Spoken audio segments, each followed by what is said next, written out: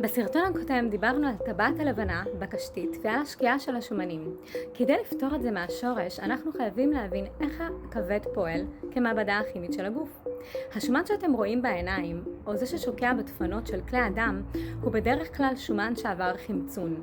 כשהליפידים, השומנים, מתחמצנים, הם הופכים לדביקים ויוצרים משקעים שחוסמים את זרימת הדם.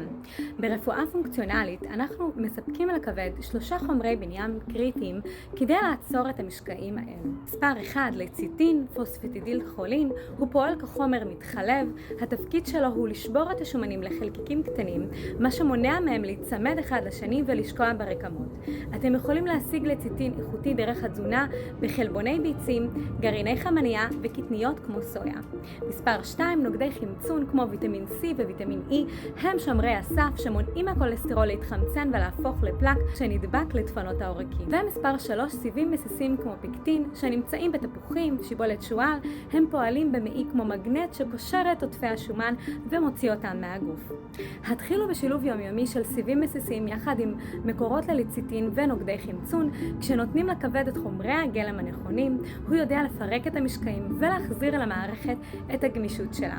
כל המידע על התאמת הפרוטוקול האישי לפי מפת העיניים שלכם מחכה לכם בביו.